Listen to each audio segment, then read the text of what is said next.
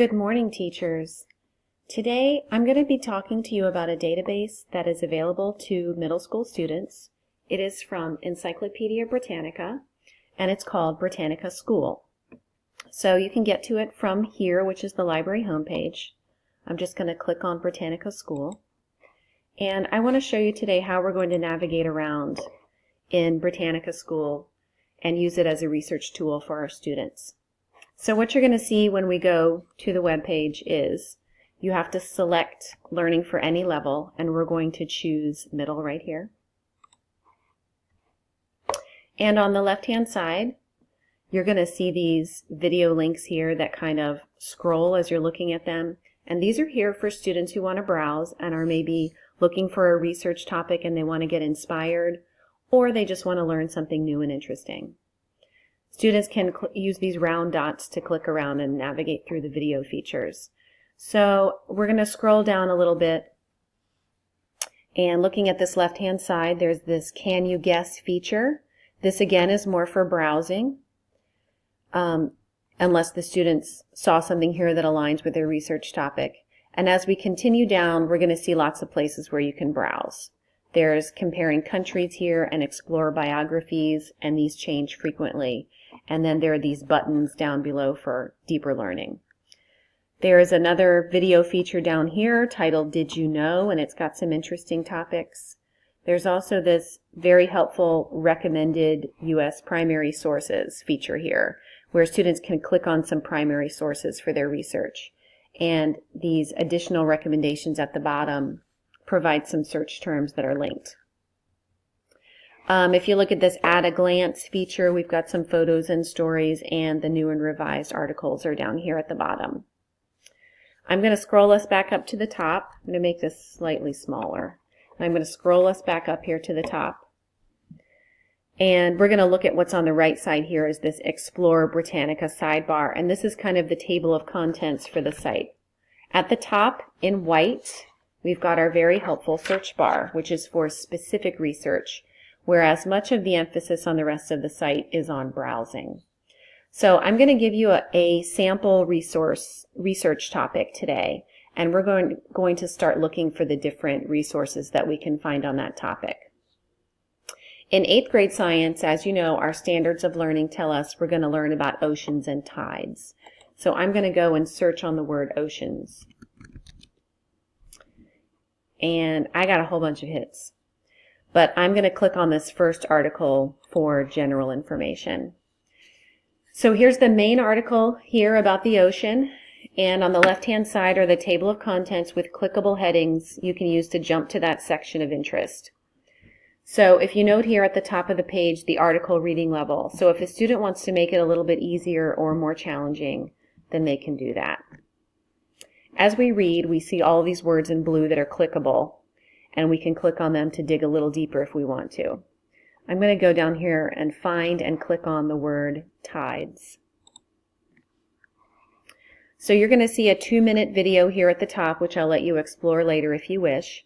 Our table of contents is here on the left, and as we scroll down, we're going to see the information that aligns with all those topics. So if we look at the related resources for this article, we see a couple of articles that relate to the tides. And it looks like they don't have primary sources or ebooks for this content, but if we also click on the web's best sites, we're going to see a couple of links that students can explore if they want to find some different information. Something that I really like about Britannica School is the way it's laid out. There's a lot of white space on the page. The table of contents is in the same place, designed the same way, and in the same spot consistently throughout the site. And it's very orderly, very user-friendly, and there are no surprises, and there's not a lot of, where did I see that resource? So to me, any anxiety about navigation or using the website really is relieved. So there are some helpful tabs here on top, so if the student is tired of reading and they want to look at images and videos, they can click here. For related learning, maybe some deeper research, they can click here on this related tab. So this teacher tab tells us that it's giving you links to standards. But in my experience, the curriculum standards are not actually loaded in. So what we're going to do is we're going to find a real wealth of resources for teachers. And if you do need a link to the Standards of Learning, I've got a link to those on my Proto page. But I'm going to show you where all the resources that are going to work for us are. So if we go up and look at this top bar here, I'm going to click on the word students. So here we're taken to a page that still shows these table of contents type of links here on the left. And then in the middle, you're going to see what are some really cool research tools. There is a pre-research planner right here that has a step-by-step process for students to complete their research. And I'm not going to click on every single link here, but I can definitely see using this with our 6th graders as they research biographies. And my hope is that this can make the research process a lot less intimidating for our students. I like this section a lot. I hope you all do too. And then at the bottom, we see some how-tos for book reviews, presentations, more research paper materials, and science reports. So this is going to be, I think, really helpful for our middle school students. These resources can be used for almost any class, for language arts, for world languages, when they do presentations. Also in science, this material, I think, will be really helpful for them. What we will all find helpful is the educator's content that is accessible from this very top navigation, if we click on the word educators right here. So I'm going to make this smaller again. We will find on the left side, table of contents again, and under Explore Britannica, there's an option for My Content, and there's also Lesson Plan Browse. We're going to learn about those when we click on this Britannica School User Guide right here.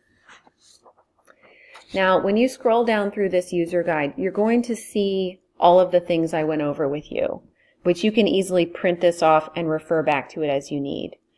And as we keep scrolling, you're going to find directions for how you log into the My Britannica feature for students and teachers. And this is going to show you how to create your own login. And this is going to help you keep your materials in one spot so that your lesson plans are easily accessible to you year after year. So this walks you through step by step how to create your login. And at the bottom here, you're going to enter your school code, which I will provide to you, and then click OK to exit. So as we scroll down a little bit further, you're going to see the user guide pages for the My Britannica resource packs. You can use the search bar right here to find resources, and then you add them to your resource pack, and then you use this green button here to create your own resource pack.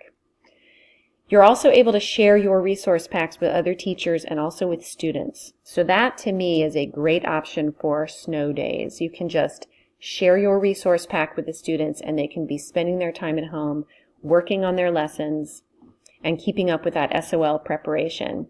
Additionally, I will have resource packs that I'm creating that will align with SOLs, and I can share those with you so that you can modify them and we can teach together. I am happy to create resource packs as needed, so please get in touch and let me know what your needs are. So scrolling down a little further, we're going to see the content on building and sharing lesson plans. Teachers can take the resource packs that they have built and turn it into a lesson plan. So you're going to see this button, Convert to a Lesson Plan, right here, and it makes it super easy. So if we scroll down a little bit, this shows you how the lessons are aligned to the state standards. So these resources that are here for teachers are really powerful resources that I think are going to be very useful for us. So if we click back to the educator's content, we can also see here that there are video tutorials, which I will let you browse through on your own since our time is getting a little bit short. And there's also a link here for professional development and further support. So I hope that this is helpful for you, and I very much look forward to working with your classes using this tool. And please get in touch with me if you have any questions at all as you browse around the site. Please let me know what your needs are, and I'd love to work together. Thank you so much.